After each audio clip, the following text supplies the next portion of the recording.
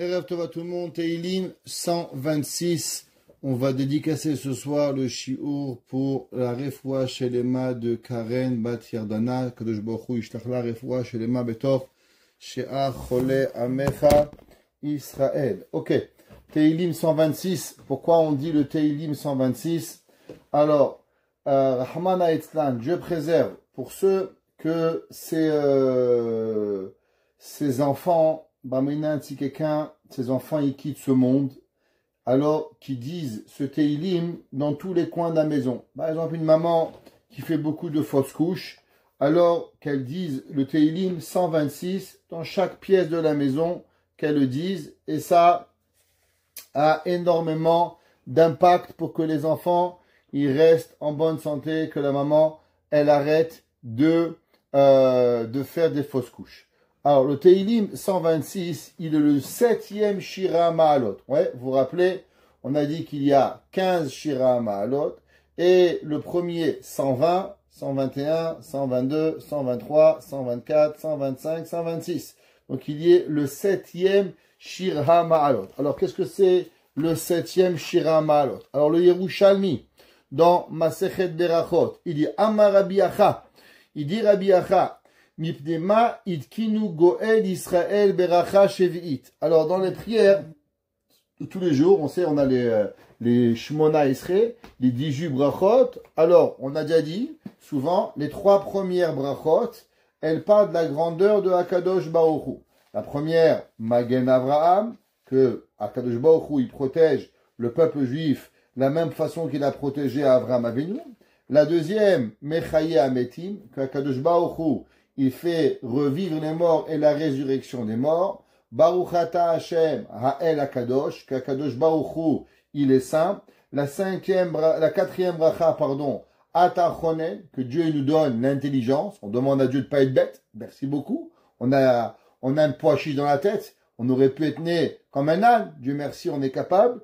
Après Hashivenu Avu Toratecha. 5e bracha, on demande Teshuva Akadosh Baruch Hu. C'est 6e bracha, c'est l'Achlanu. On demande à Kadosh Baruch Hu de nous pardonner.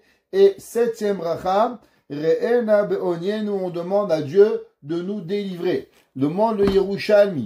Pourquoi la délivrance qu'on prie, elle est numéro 7? Quel rapport? Pourquoi numéro 7? Pourquoi pas numéro 8? Pareil, la Gemara va demander pourquoi on a la prière de Refaenu, qui est la 8e bracha. Pourquoi elle est instaurée au numéro 8?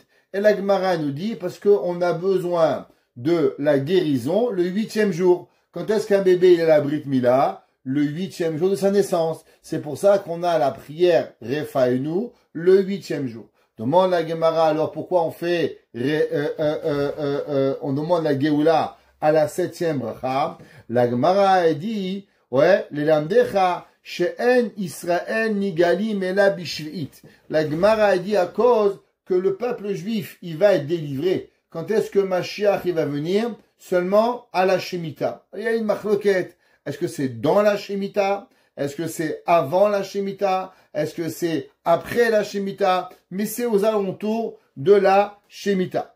Rabbi Yona Beshem Rabbi Acha. La Gemara, le Yerushalmi continue, il dit Rabbi Yona dans de Rabbi Acha. Shira Ma'alot Beshuv Hashem et Shivat Zion. Shira Shvi'iti. Il dit, vous regarderez le Teilim qu'on va faire 126, il parle de la délivrance du peuple juif, que Akadosh Baruch Hu, il va délivrer le peuple juif. Et il est le combienième Shira Ma'alot? Le 7e Shira Ma'alot. Leodiacha She'en Israël Nigali Mela Bishvit.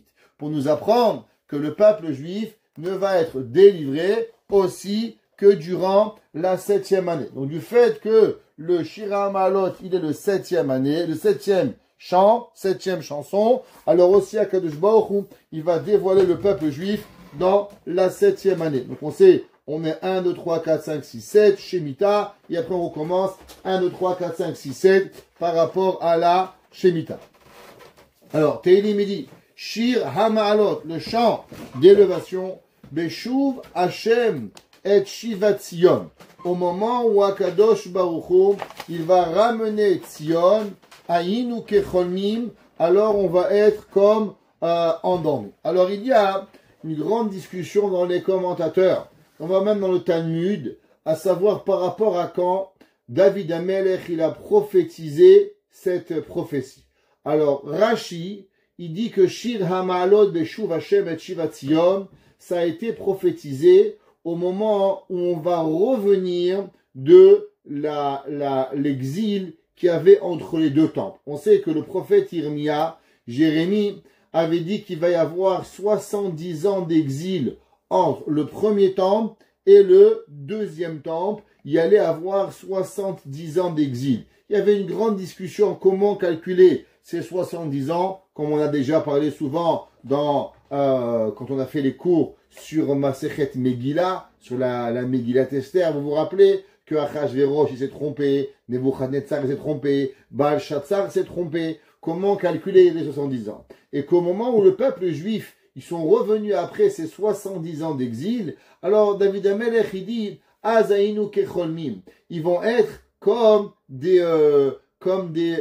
gens qui ont fait un rêve pour pouvoir avoir arrivé. Beaucoup des autres commentateurs, ils disent qu'en vérité, on ne parle pas seulement de l'exil qui a à voir avec les 70 ans, mais on parle que même quand Mashiach va venir, les millénaires d'exil, ils vont être véritablement comme un rêve, comme un homme qui a un rêve pour pouvoir, qu'il a rêvé quelque chose de mal, et on va se réveiller un jour et on va ouvrir les yeux à ce qui va arriver. Pour donner une allégorie à ce concept-là, qu'un homme peut avoir des souffrances, et pourtant, toutes les souffrances au moment dans la vie d'un homme, elles peuvent lui paraître tout comme un rêve pour pouvoir y arriver. Vous savez que la Gemara a dit, Siman Maaseh Avot, Siman Abanim.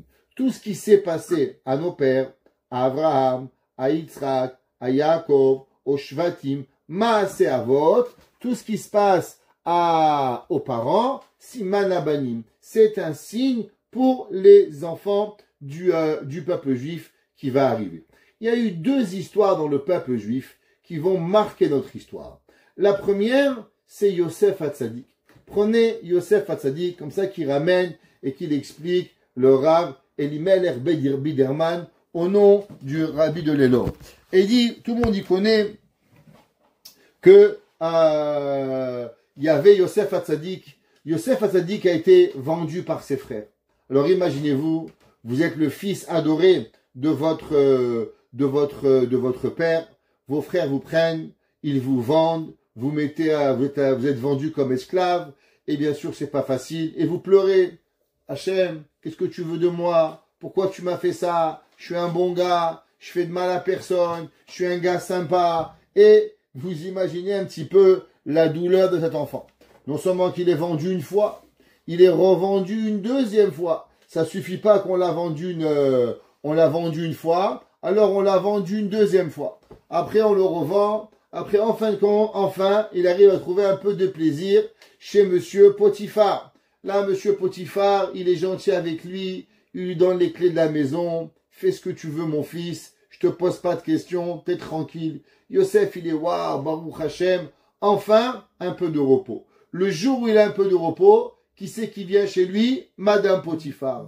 Madame Potiphar qui l'embête tous les jours. Couche avec moi, fait une avéra avec moi, et elle embête. Et Yosef Hatzadik, il essaye, il ferme ses yeux, il veut pas la regarder. Elle lui met des couteaux sur la gorge pour qu'il la regarde. Et Yosef Hatzadik, il ferme les yeux par tous les moyens pour pas regarder Madame Potiphar. Madame Potiphar, elle se fait tomber malade. Madame Potiphar, elle essaye d'attraper Yosef et de violer Yosef. C'est pas un autre mot. Yosef Hatzadik, il abandonne tout. Il se sauve dans la rue. Ça y est, je me suis débarrassé d'elle. Qui c'est qui vient le chercher? La police. Elle le prend, la police, elle le fout dans un trou en Égypte. Et là, Yosef Hatzadik, il reste 7 ans. Alors vous savez, juste imaginez-vous, on arrive à 2 ans de prison chez le Hamas. Dieu préserve. On a nos frères et nos sœurs qui sont emprisonnés chez le Hamas. 2 ans. Ouais, 2 ans. Chaque jour, on compte 400 jours, 401 jours, 402 jours, 403 jours. On calcule 500 jours. Ouais, imaginez-vous, là, à Shemini Atzeret, on va être à 700 jours que nos frères et nos sœurs, ils sont en captivité chez le Hamas. 700 jours. comme on a de la peine. Imaginez-vous Yosef, pas 1 an, pas 2 ans, pas 3 ans, 4 ans, 5 ans, 6 ans, 7 ans. Yosef, au bout de 7 ans, ça faisait combien d'années qu'il avait été volé de son père? Ça faisait exactement, Yosef Hatzadik, il a été 15 ans.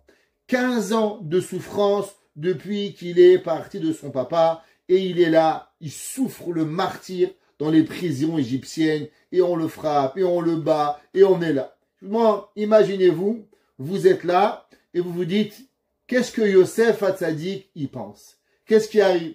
Et on va voir maintenant, on dit bonjour monsieur Yosef, dis-moi, est-ce que tu penses qu'un jour tu peux devenir roi d'Égypte?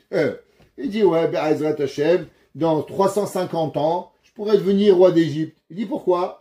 Il dit regarde, d'abord je suis en prison, je suis en esclave, je suis sale, je suis pourri, je suis crado, j'ai la peste sur moi, je suis un juif, l'Égypte elle refuse les Hébreux de l'époque, c'est impossible à un homme d'esclave de devenir égyptien, les Hébreux n'ont même pas le droit d'avoir un passeport égyptien, interdit, un esclave peut jamais devenir au royaume, me mettre devant le roi, impossible, ça va jamais arriver. 0,0000000 chance que ça peut arriver, que même je puisse voir dans ma vie le soleil. Voir Paro, encore moins. Être roi, oublie, c'est impossible.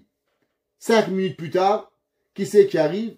Paro, il fait un rêve, il se réveille, on prend Yosef, on l'amène devant Paro. Yosef, il explique le rêve, on met une couronne à Yosef, on le prend, il devient roi d'Égypte. Mais attends, mais tu es malade ou quoi? Qu'est-ce qui s'est passé? Maintenant, on demande à Yosef, dis-moi Yosef, qu'est-ce que tu comprends de tout ce qui se passe? Il dit, waouh, maintenant j'ai tout compris. Pourquoi j'ai été vendu de mon père? Pourquoi j'ai été mis en prison? Pourquoi je suis arrivé chez Potiphar? Pourquoi Madame Potiphar, elle a essayé de me prendre? Tout je comprends. En 1 seconde, je comprends pas. En 1 seconde, t'as compris? Je dis bien sûr, parce que maintenant je suis devenu roi d'Égypte. Maintenant c'est pas fini. Yosef il comprend, mais pas encore tout à fait. Yosef il comprend qu'il va devenir le roi d'Égypte. Quand il va venir son père meurt de faim, ses frères meurent de faim. Et il vient, il a le pouvoir maintenant de nourrir l'humanité. Grâce à lui, il va nourrir Yaakov, il va nourrir ses frères, ses sœurs, ses oncles, ses neveux, toute sa famille, il va arriver. Et là, on demande à Yosef, dis-moi Yosef, est-ce que les 15 ans de souffrance, est-ce qu'ils valent la peine par rapport à ce que tu fais maintenant? Yosef, il dit, mais bien sûr, ça vaut la peine. 15 ans de souffrance pour donner enfin du bonheur à mon père. Yosef Hatzadik, il va donner à son père 17 années de bonheur. Yaakov Avinu va pas avoir de bonheur toute sa vie. Depuis le jour où il est né, son frère Esav va vouloir le tuer, après son beau-père, après des souffrances. Quand est-ce que Yaakov Avinu va avoir 17 ans de bonheur? Les 17 années qu'il était avec Yosef Hatzadik. Quand Yosef Hatzadik, on lui demande, qu'est-ce que tu penses? Yosef lui dit, ce bonheur n'a pas de prix. Pareil, nous c'est pas 17 ans, nous c'est pas 15 ans, nous c'est des milliers d'années. Akadosh Baruch Hu, il dit, de la même façon qu'un homme, il peut passer de l'esclavage à l'endroit le pire et la plus grande horreur du monde. En 1 seconde, se retrouver roi d'Égypte, qui représentait roi du monde de l'époque, et ça peut arriver en 1 fraction de seconde. Pareil, dit le Rav Biderman, que nous aussi, on est aujourd'hui, qu'est-ce que c'est un juif? Qui c'est qui veut d'être un juif? Aujourd'hui, on est blasphémé par les nations du monde, où on va, des choses, on dirait qu'on est en 1930, vous ouvrez la radio, vous ouvrez les médias, les juifs, ils contrôlent, on dirait des nazis, Dieu préserve. Qu'est-ce qu'on fait? On a juste à ouvrir Radio-Canada, et on entend des choses abominables qui se passent. On ouvre les nouvelles, il y a des journaux complètement fous dans les universités, mais c'est hallucinant ce qui se passe dans le monde aujourd'hui. Et on vous dit maintenant, est-ce que vous pensez qu'un jour, vous pourriez être en haut? Je dis que nous laisse tranquille, à peine on pourra arriver. Et pourtant, quand Mashiach va venir, Azaïnu Kecholmim, toutes nos difficultés, ils vont être comme un rêve. La personne, elle va rêver comme si que ça ne lui est jamais arrivé. Alors Rashi dit que le rêve va être le passé. le rêve ne va pas être l'avenir. Le Ibn Ezra, lui, il a une autre explication. Le Ibn Ezra, il dit, quand un homme, il lit les livres et il lit un petit peu les prophéties que quand Mashiach va venir, alors il va jamais pouvoir imaginer. Imaginez-vous, je vous pose une question. On raconte un jour une blague, vous allez comprendre. Il y avait un jour un père, il arrive Pessah, alors il dit à son fils, tu sais, Pessah il arrive, le Seder de Pessah, mon fils, t'es pas dans une école juive, je vais te mettre au Talmud Torah, et là-bas tu vas apprendre un petit peu ce que c'est Pessah. Alors tu vas revenir au Seder, tu vas nous expliquer Pessah. Top. Le fils il va au Talmud Torah, ceux qui connaissent un peu la France, le dimanche et le mercredi Talmud Torah. L'enfant il va, il apprend pendant 2-3 mois. Alors le soir de Pessah, le père il arrive, il dit non mon fils, tu as enfin appris l'histoire de Pessah, raconte-moi un peu, qu'est-ce qui s'est passé? Il dit regarde papa, il y avait un problème entre l'Égypte et le peuple juif. Moïse, il a pris le téléphone, il a appelé Netanyahou, il dit regarde les juifs ils souffrent, et là Netanyahou il a fait un pont aérien, on a envoyé des Jumbo 747, on a fait atterrir 300 avions, les Américains 300 avions, on a fait rentrer tous les juifs, on a amené des mirages, on a bombardé l'Égypte, et on est sorti. Le père il dit dis-moi mon fils, tu me prends pour un fou, tu me prends pour un débile, c'est quoi cette histoire? Il dit papa regarde. Si cette histoire, tu ne me crois pas, la vraie, encore moins. Parce que quand vous racontez l'histoire qu'un peuple était esclave, il mangeait de la terre, on tuait ses bébés, on le massacrait, et un beau jour, Dieu il est venu, et il a pris tout le peuple juif de toute l'Égypte, et il les a amenés au même endroit, et on est sortis, et on a marché ensemble. Mais comment ils sont arrivés, tous les juifs, 6 millions de juifs, à être à la même place au même moment? C'est impossible à imaginer. Comment les juifs ont été capables d'arriver, passer la mer Rouge, ouvrir la mer Rouge. Comment les Juifs, ils ont pu à manger la manne. Comment on a pu manger pendant 40 ans. Comment on a pu survivre pendant 40 ans dans le désert. C'est impensable. Quand un homme, il réfléchit à ça, eh ben, le présent. Imaginez-vous que nous étions, nous, dans le désert.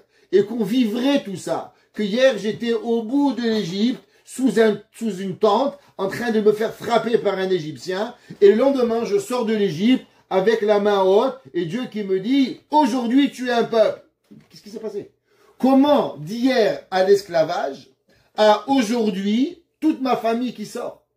Quand Mashiach il va venir, il dit le Ibn Ezra, que nous tous, Canada, en Amérique, en France, en Pologne, en Allemagne, en Russie, en Chine, au Japon, dans le monde entier, en Australie, on va se retrouver instantanément à Jérusalem. On va se regarder, on va dire, pince-moi, je rêve. C'est pas possible. Comment c'est possible que tout ça, ça va arriver? Est-ce que je suis pas en train de rêver que Behemet Mashiach, il est là?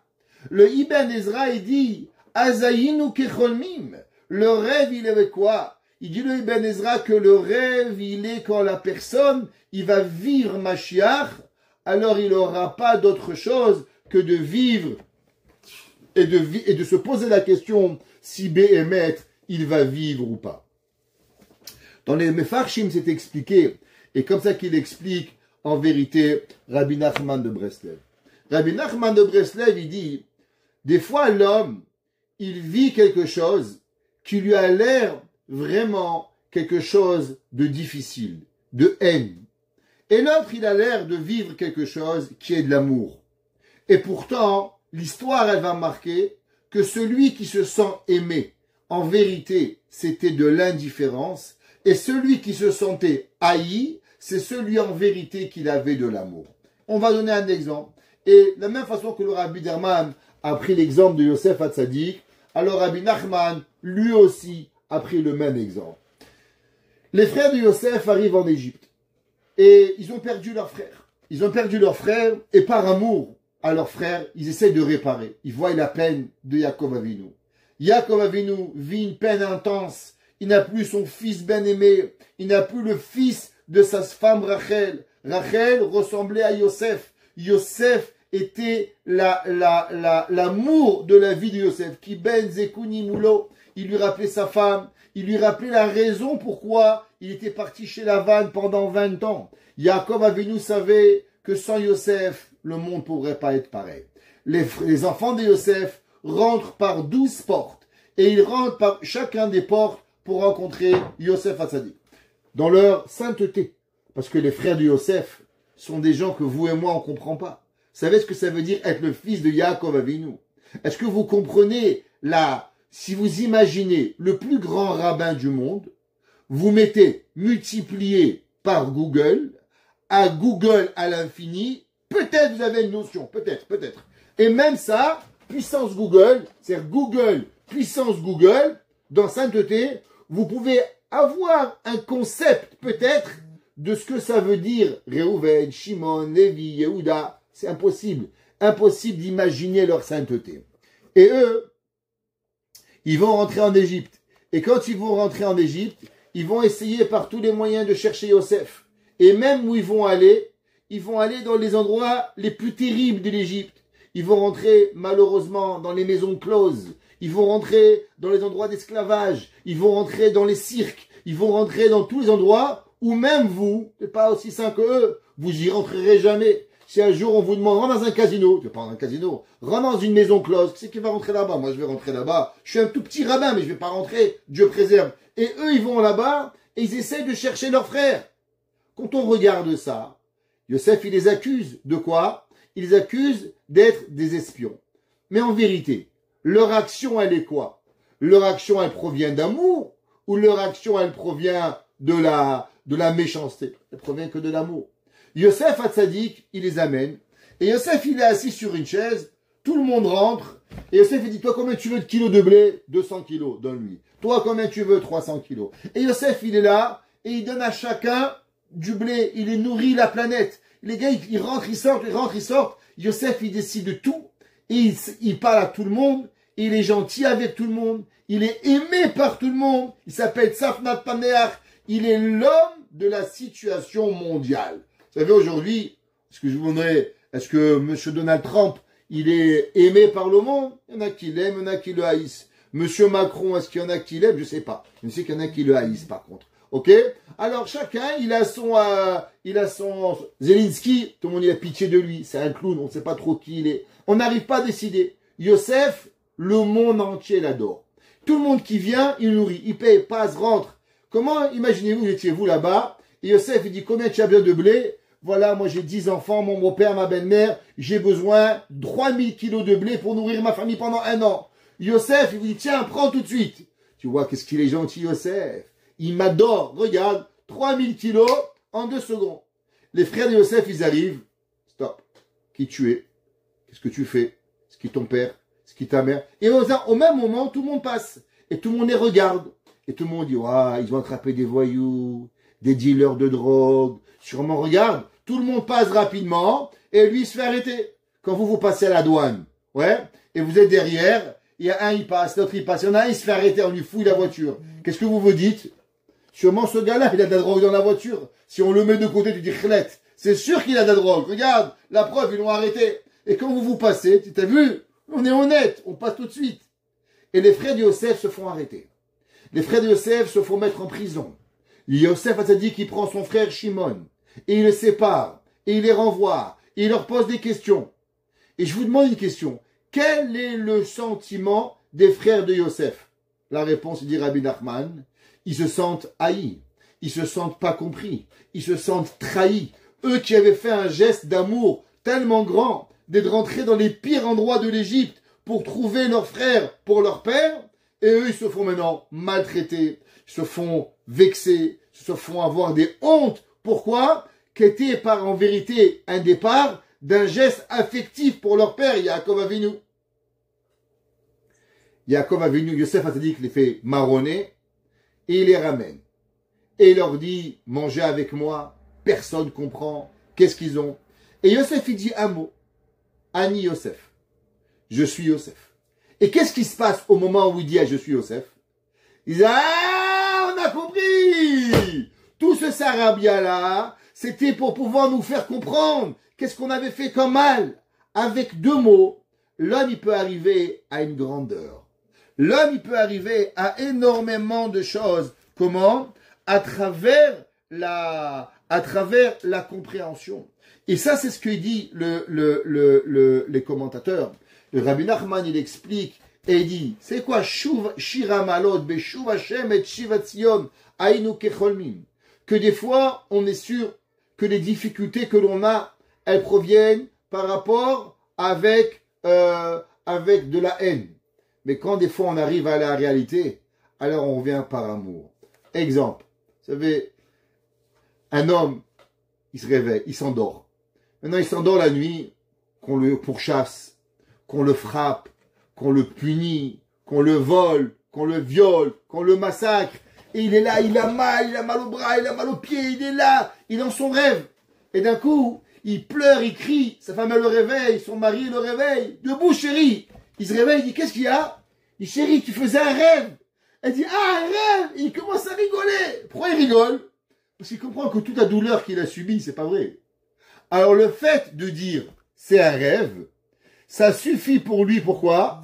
Pour pouvoir rigoler. Parce qu'il comprend que tout ce qu'il a cru qu'il avait comme souffrance, bonsoir Madame Gabé, il comprend que toute la souffrance qu'il a eue, en vérité c'était qu'un rêve. Pareil, Shira Ma'alot Beshuv Hashem Atzion, Ayinu Kecholmim. Alors on était comme dans un rêve, que le rêve il nous faisait penser qu'il y avait une douleur, mais pourtant en vérité, le rêve il nous a fait montrer qu'il n'y a rien que pour pouvoir y arriver. Hachamim, ils expliquent ce concept-là, en vérité, avec aussi un peu une remontrance. Et on va expliquer. Imaginez-vous, vous avez fait un rêve. Vous avez rêvé que votre copine, votre copain, votre ami, elle est venue le soir dans votre maison et elle vous a volé vos bijoux. Elle est venue et elle vous a frappé. Et elle est venue et elle vous a fait X, Y, Z.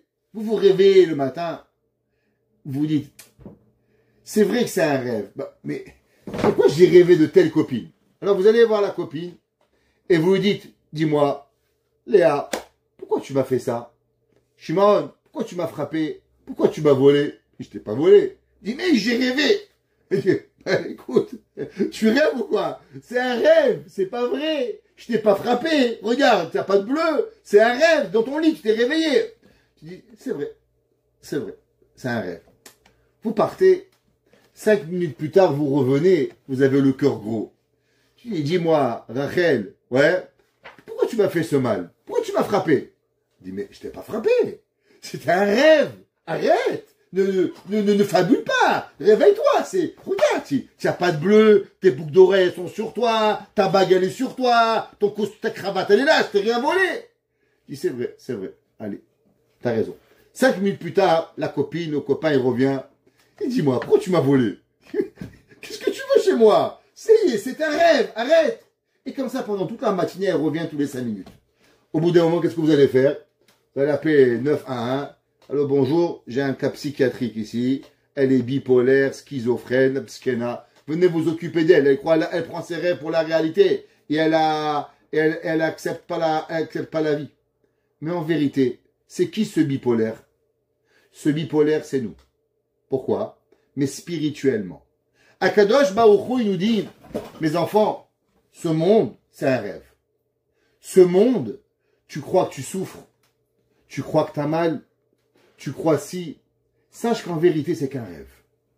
Un jour, Dieu, il va venir et il va nous amener la Géoula et il va te dire, tout c'est pas vrai.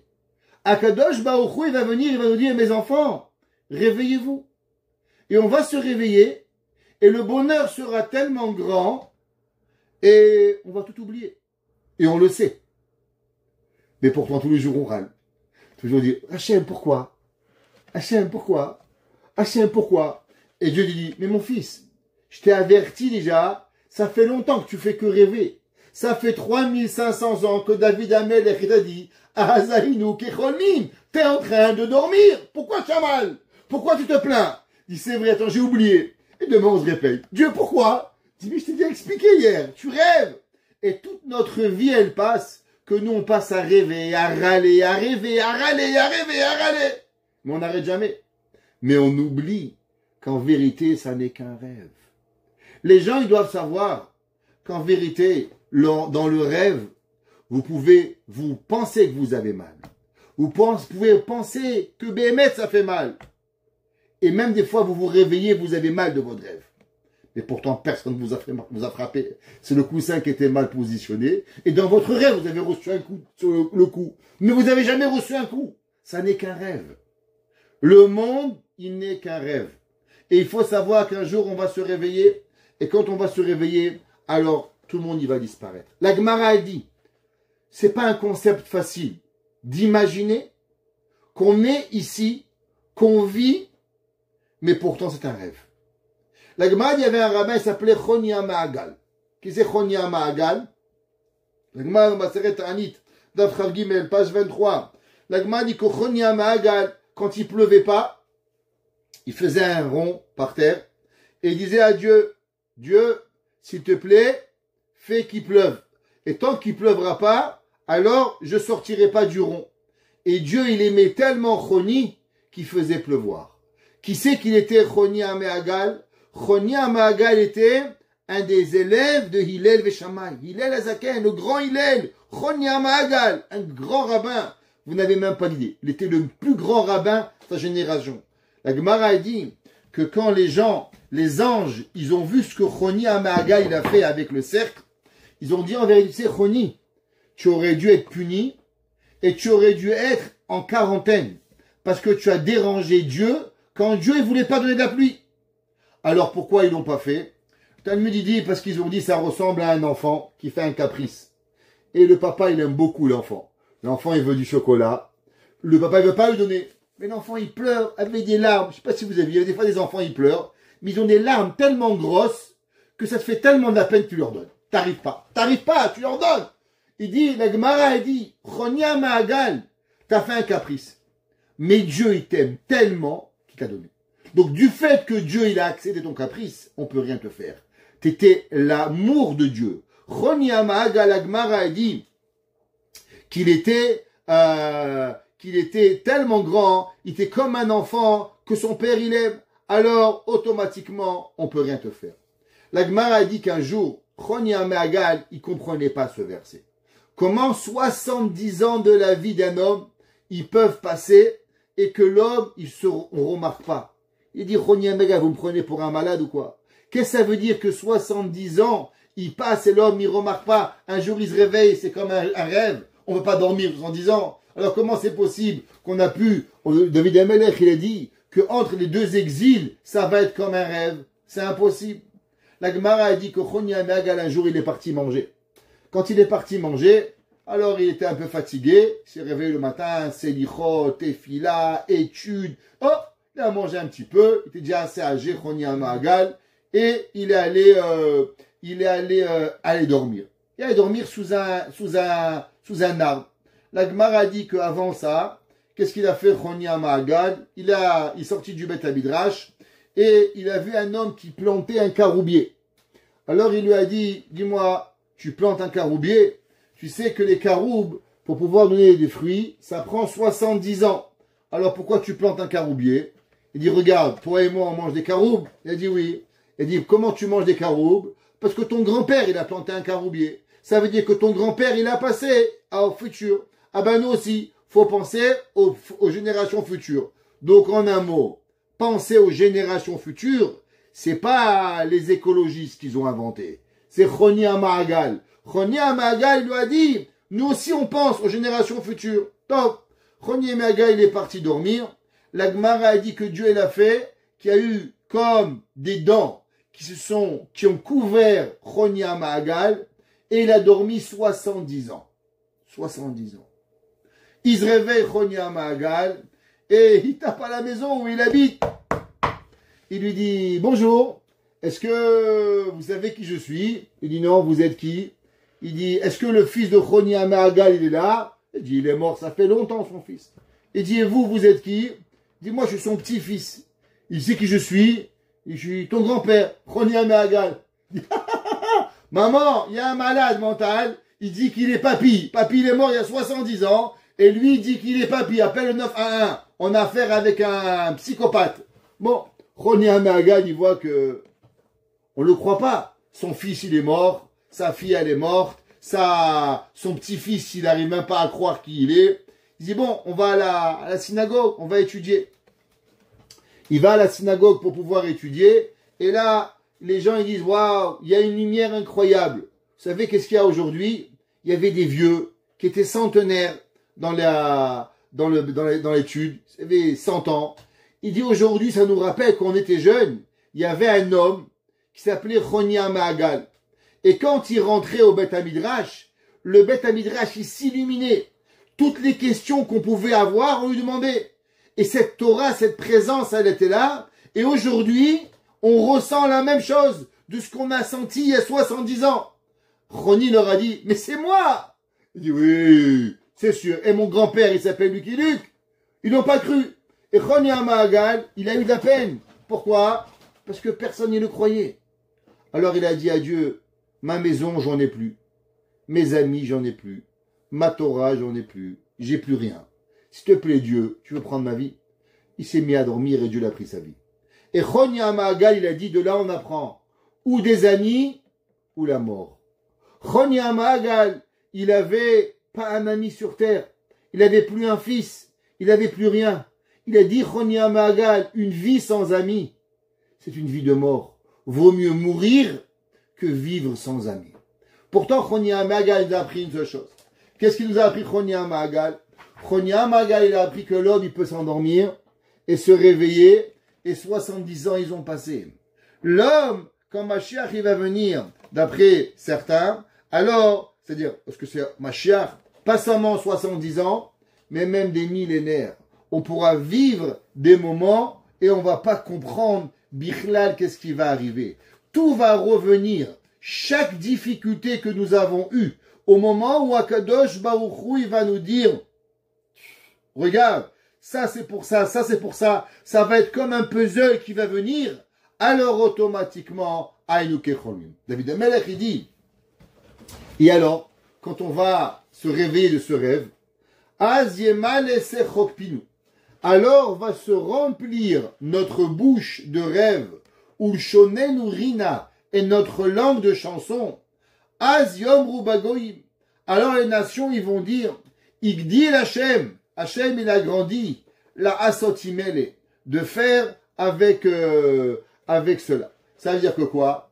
Des fois, vous pouvez être heureux dans votre cœur, mais vous n'avez pas assez de rire pour pouvoir que votre visage, il rigole, il soit heureux. David Amelech, il dit, Az yemale, c'est chokpinu. Pas seulement dans le cœur, vous allez être heureux et heureuse, mais même votre visage, il va être flamboyant de paix. Non, quand un homme, vous savez, des fois, vous êtes fâché. Des fois, vous avez de la peine. Bon, qu'est-ce que vous faites? Vous vous taisez. Motus et bouche cousue. Des fois, vous êtes un peu plus fâché. Vous n'arrivez pas à tenir en place. Vous bougez. Bon, les gens, ils voient, il est fâché, elle est fâchée. Mais des fois, qu'est-ce qu'il y a? Des fois, il arrive, c'est que vous êtes tellement fâché que vous n'arrivez pas à vous contenir. Vous devez le dire. Ça sort. Les Havdil, dans le bonheur, c'est pareil. Des fois, vous avez le cœur, il est heureux. Vous arrivez à contenir le bonheur dans votre cœur. Maintenant, des fois, vous êtes un peu plus heureuse ou heureux. Qu'est-ce qui se passe? Vous rentrez, vous dansez, vous gigotez. Pourquoi? Parce que vous arrivez, le joie. Mais des fois, vous êtes tellement heureux, qu'est-ce qui se passe? Vous devez le crier. J'ai gagné 1 milliard! J'ai gagné 2 milliards! J'ai un enfant! Vous hurlez le bonheur. Pourquoi? Parce que même votre langue, elle n'arrive pas à cacher votre bonheur. David Amelech, il dit, Az yemale sechokpinu. Quand Mashiach va venir, notre visage, il va rigoler. Ou shonenu rina. Et même notre langue, elle pourra pas s'arrêter de remercier Akadosh Baruch Hu. Et alors, comment on va crier? Az yom rubagoyim. Igdil Hashem la'asot. Akadosh Baruch Hu, il va nous faire, et il nous a fait cette grandeur, la asot imele, de faire avec cela. Que quoi? Que tout le monde y va comprendre que Akadosh Baruch Hu, il est là. Donc, qu'est-ce que ça veut dire? Igdil Hashem. Il a grandi Dieu. C'est quoi il grandit Dieu? Igdil Hashem. Alors, vous savez que dans la Torah, il y a différents synonymes pour différents mots. Par exemple, il y a un mot qui s'appelle chesed, bonté. Ok? Maintenant, il y a un autre synonyme à bonté dans la Torah. Ça s'appelle gadol, grand. Chaque fois que vous voyez le mot gadol, il peut être un synonyme aussi de quoi? De chesed, à bonté, pour Akadosh Baruch Hu. Ouais, comme c'est marqué dans Rashi, et comme ça c'est marqué tout le matin à la prière. Lecha Hashem Agedula Vagevura Vatiferet Vanetzar Ve'aod. C'est un verset qu'on dit dans Envoyer Varer David. Et là-bas on dit Lecha Hashem, Hashem est à lui Hagedula, la grandeur, Agevura, la rigueur, Atiferet, ce qui est entre le Chesed et la Gevura, Tiferet. Qu'est-ce que c'est Gedula? Gedula c'est bonté. Alors on dit comme ça, Az Yomru Bagoyim, ils vont dire nation, Igdil Hashem, par bonté, Hashem il a fait la Asot Imene. Quand Mashiach il va venir, les Goïm ils vont se dire, mais qu'est-ce qui s'est passé? Pourquoi ils ont mérité cela? Et qu'est-ce qu'ils vont dire? À cause que Akadosh Baruch Hu, il a été bon avec eux. La bonté d'Akadosh Baruch Hu, c'est ça qui nous a donné. Que quoi? Que Hashem, il est avec nous. Igdil Hashem, la Asot Imanu. Hashem, il a grandi de faire avec nous Aïnou Semechim. Alors, je vous demande une question. Un homme, sa femme, elle attend un bébé.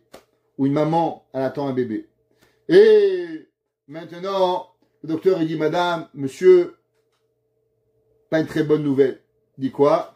Vous savez, le bébé, il va être trisomique. De grandes chances que le bébé, il va être trisomique. Il va pas être en bonne santé. Les poumons du bébé, pas très bon. Le cœur du bébé, pas très bon. Et il risque, dès qu'il va naître le bébé, il va avoir besoin d'une dizaine d'opérations de cœur, 3 opérations. Il va, malheureusement, on parle de 2-3 ans d'hospitalisation minimum pour pouvoir s'occuper du bébé. Alors, madame, assurez-vous, quand vous accouchez, que vous avez l'aide que vous avez besoin, psychologique. Et Barminan, ça arrive, ce que je vous dis. C'est pas des histoires. C'est des choses qui sont réelles, que des gens, ils sont là. Moi, j'ai des amis qui sont des médecins, des mecs qui sont ils doivent dire ça aux parents. Et, le jour de l'accouchement, alors il y a le papa, il y a le papy, il y a la mamie, il y a l'autre mamie, il y a toute la famille qui est là avec des livres de prière, ils sont en train de prier Hachem, que Hachem il fasse qu'un miracle il arrive. Et là, la maman elle accouche.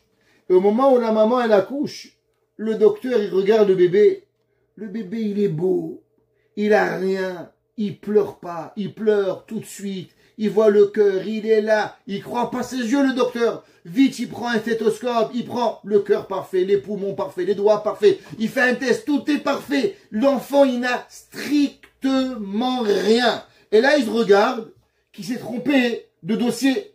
Il avait regardé le dossier de Jean-Jacques. Et là, on est à Shmuel. Il sait voir que le bébé, il a rien. Et durant toute la grossesse, on s'est trompé de dossier. C'est pas le dossier de monsieur Intel. Et au même moment, il y a un copain qui appelle le papa. Au moment où il y a son bébé, il te dit, monsieur, on s'est trompé. Votre enfant, il est en bonne santé. Il n'a rien, ni médicaments, ni rien. Parfait. Et là, il y a un copain qui l'appelle. Il dit, tu sais, allô? Il dit, oui. Il dit, tu sais, on avait investi $100, on a gagné $10 000. Quelle va être la réaction du papa? Il vient de gagner $10 000.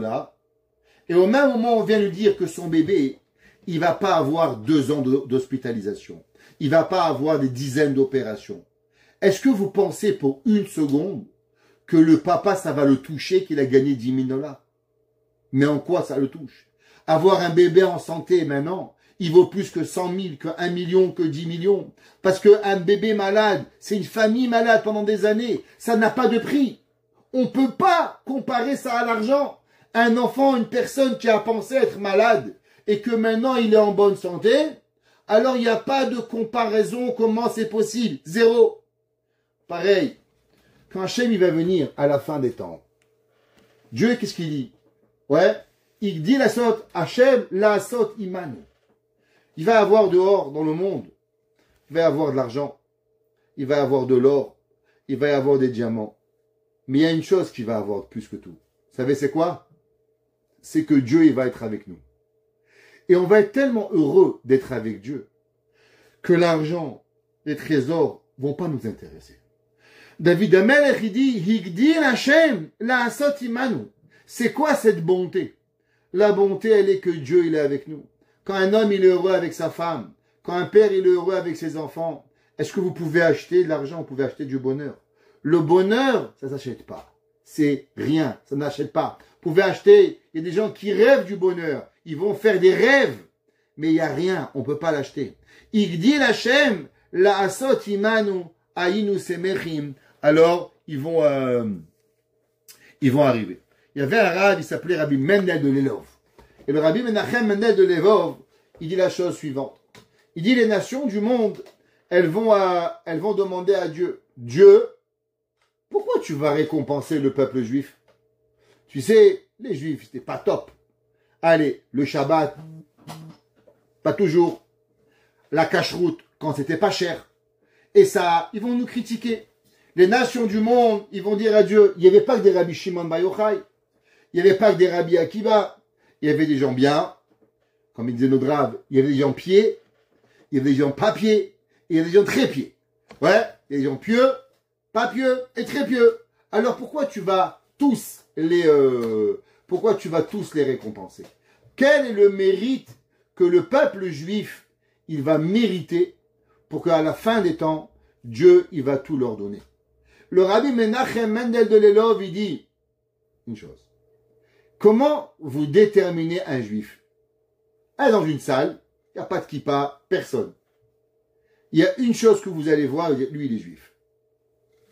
Vous savez comment c'est? C'est qu'il est heureux. La joie que le peuple juif, il a, c'est incroyable.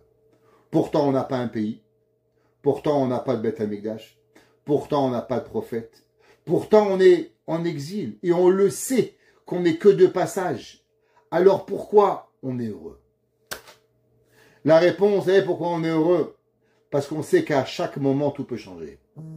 Parce qu'on a la émouna, on a la croyance que n'importe quoi que j'ai aujourd'hui, il est seulement momentané. En une seconde, on peut changer. Alors, il dit le pasouk, il dit, Igdil Hashem, la asot imanu. Dieu, il va nous donner énormément. Et quand les nations, ils vont me dire, pourquoi? Haïnou semechim. Parce que nous étions heureux. La raison de tout ce qu'on va mériter, elle provient seulement avec la joie. Vous savez, c'est marqué dans la semaine dernière, Parashat Kitavo, c'est marqué dans les malédictions. Dieu dit, si tu vas te demander la question, pourquoi t'arriveront toutes les malédictions du monde? La réponse, elle est, Tachat, Asher, Lo Avata, et Hashem, Elokecha, Besimcha, Uvtuv Levav. La raison pourquoi nous arrivent les malheurs, c'est parce que l'homme, il n'est pas heureux. L'homme, il doit travailler toute sa vie. Une seule chose. Le travail quotidien d'un juif, il doit être, c'est que l'homme, il doit avoir la joie. Se lève le matin en joie, l'après-midi en joie. On se bagarre en joie. On jeûne en joie. On a peur en joie. Toute notre vie, elle doit pouvoir vivre avec cette joie. Et c'est pour ça que on méritera tout. Terminera le pasouk. Shuva Hashem et Shivitenu. Ka'afikim banegev. Ouais. Alors, on reviendra en Eretz Israël. Ouais. Et on pourra vivre chaque jour à Eretz Israël. Et on pourra revivre à tout ce que l'on a. Qu'est-ce que c'est? Ka'afikim banegev. Afikim banegev, ce sont des îlots d'eau. Alors, dans le désert, vous savez, il y a des endroits où il y a des petits endroits où il y a de l'eau. Alors un homme, quand il est dans le désert, il n'a pas d'eau. Mais quand il trouve une petite oasis pour pouvoir boire, alors automatiquement, c'est ça qui va lui donner pour pouvoir y arriver. Le peuple juif, il plante, il attend. Et un jour, elle vient à l'oasis et elle le fait pousser. Hazorim bedima, celui qui plante avec des larmes, berina iktsorum. Il va récolter avec la joie. Vous savez, souvent, les gens, ils veulent que ça vienne la vie facile. Mais il y a une chose qu'il faut savoir. Tout ce qui vient facile au début, eh bien, il quitte ce monde avec douleur. Toute chose qui vient avec difficulté, après, il va venir avec facile. Un mariage, elle a coup de foudre, eh bien, ça vient facile. Et après, souvent, ça part aussi vite que c'est venu. Ça vient comme ça part. Un mariage qui se travaille, un mariage qui vient, que chacun d'eux, monsieur, madame, monsieur, on fait des efforts. À la fin, on reçoit quelque chose. Un enfant que vous travaillez dur pour pouvoir l'éduquer correctement. Qu'est-ce qui arrive? Azorim Bedima. Alors celui qui plante avec des larmes, Berina Iktsoru. À la fin, avec joie, il va récolter. Pendant des années, des millénaires, on plante la Torah, des mitzvot, des cours de Torah. Azorim Bedima. Berina Iktsoru. À la fin, on va récolter avec joie. Alors, Yelecho Vacho, Nose Meshech Azora, Boyavo Verina Nose Alumota. Qu'est-ce que ça veut dire? Ça ressemble à un homme qui va planter. Alors, comment un homme y plantait à l'époque? À l'époque, il prenait des sacs de sable et il mettait des graines et l'âne, il marche. Et quand l'âne, il marche, alors de droite et de gauche, il y a les graines qui vont tomber et qui vont planter. Maintenant, l'âne, qu'est-ce qu'il fait? L'âne, il pense, il est pressé que les graines, elles vont tomber. Pourquoi? Parce que lui, il veut vider son sac. Alors il bouge, et il bouge, et il va de gauche, et il va de droite. Mais qu'est-ce qui se passe? À chaque fois qu'il bouge, il y a une graine qui va tomber. Quand il arrive au bout, il croit que le travail est fini. Mais en vérité, qu'est-ce qui arrive? Quand il vient le temps des récoltes, eh bien, chaque graine, elle lui donne pas une graine, elle lui donne un bouquet de graines, elle lui donne un épi. Il dit, alors, yelecho vacho. Il y en a qui vont et qui marchent comme ça, doucement. Nosé Meshech Hazara. Il porte par-dessus lui le sac de graines. Bo yavo verina. Mais quand il va revenir avec joie. Nosé alumotav. À cause qu'il va planter, qu'il va porter toutes les épis qu'il va recevoir pour pouvoir y arriver. Et c'est ça que c'est écrit. Que Hachamim nous disent qu'il y avait un jour un homme qui est venu demander à un rabbin, il lui a dit, la veille de la bar mitzvah de son fils, il lui dit, donne-moi un dvar Torah. Il lui a dit, vous savez que quand on fait la bar mitzvah de notre fils, alors on fait une bracha. Quelle bracha? On dit, Baruch Shipitrani Meon Shosheze. Merci Dieu que tu m'as débarrassé de lui. Avant, quand il était petit, alors c'est moi qui avais les fautes. Toutes les fautes que l'enfant il fait, c'est moi qui les a. Aujourd'hui, il est responsable de ses fautes. Alors, il dit le verset, alors, Yelecho Vacho. Un père, il éduque ses enfants, il pleure. Nosé Meshech Hazara. Il va porter sa descendance. C'est quoi descendance? Sa récolte. Bo Yavo. Quand il va venir, c'est quoi Yavo? La valeur numérique de Yavo, c'est quoi? Yud, Bet, Aleph. Yud, 10, Bet, 12, Aleph, 1, 13. Bo Yavo. Quand elle vient, la bar mitzvah, Berina, avec joie, Nosé Alumota. Ça y est, maintenant, c'est à toi de venir et de récolter tes propres choses. Le Rav Eliyahu Lopian, il dit, pourquoi cette bracha de Baruch Shepitrani Mion Shelze, on la fait pas avec le nom de Dieu, on dit pas Baruch Ata Hashem Elokeinu Melech Haolam. Pourquoi on dit seulement Baruch Shepitrani? Il dit le Rav Eliyahu Lopian, parce qu'il faut savoir que c'est vrai qu'un enfant, à l'âge de 13 ans, il devient un adulte, mais en aucun cas un parent, il doit croire que son éducation, elle s'arrête à 13 ans. L'éducation d'un enfant, elle ne s'arrête jamais. Jusqu'à la fin de sa vie, le père est à l'obligation. Il dit, c'est pour ça que la Torah te dit, tu veux pas dire Baruch Ata Hashem, Baruch Shepitrani, mais il en reste qu'un père a l'obligation d'éduquer ses enfants pour pouvoir y arriver. Et Rabbi Nachman de Breslev, il dit qu'en vérité, tout cet Teilim, il vient nous apprendre qu'une seule chose. Que quoi? Il dit qu'en vérité, le principe de la Torah, il dit que l'homme, il va comprendre tout ça. C'est en vérité qu'en vérité, il nous manque une seule chose. Qu'est-ce qui nous manque? Il nous manque la connaissance. Plus l'homme, il est en absence de connaissance, et plus l'homme, il n'arrive pas à dissocier et à différencier entre le rêve et la réalité. Plus l'homme, il a la connaissance, et plus l'homme, il est capable de savoir qu'il y a la différence entre la réalité et le faux. Et c'est ce qu'il écrit, Rabbi Nachman, dans un autre enseignement, la force de l'imaginaire, du dignon. Il dit la vérité, il y a des gens, toute leur vie, ils ne vivent que dans un monde imaginaire. Prenez Hollywood, des milliards de dépensés, mais c'est des milliards pour dépenser quoi? Un imaginaire. Vous êtes quoi? Un film? Vous êtes un spectateur sur des milliards et des trilliards qu'on dépense. Pourquoi? Seulement pour vous faire croire à des rêves. Mais la vie, elle n'est pas un rêve. La vie, elle est la réalité. Akadosh Baruch Hu, le jour où Mashiach il va venir, qui c'est qui va pouvoir comprendre, qui va pouvoir voir pourquoi on va abandonner les futilités? à cause que la connaissance de Dieu, elle va arriver. Et c'est le passage qui dit, Ki mala haaretz dea. Qu'est-ce qui va arriver le jour où Mashiach il va venir? Mala haaretz dea. Alors, l'homme, il va être rempli de sagesse. Et quand l'homme, il est rempli de sagesse, alors il pourra comprendre que toute sa vie, toutes les souffrances, ils sont en vérité qu'un dimion, qu'un rêve, qu'un concept qui est là, mais en vérité, la vie, elle est autre chose pour pouvoir vivre. Que je m'offre, il fasse, que très bientôt, on puisse voir Mashiach Tzidkenu, qui mala haaretz dea, alors az yemale sechopinu, ou shonenu rina, et qu'on puisse voir Mashiach Tzidkenu, bimera, biyamenu. Amen. Amen. Amen.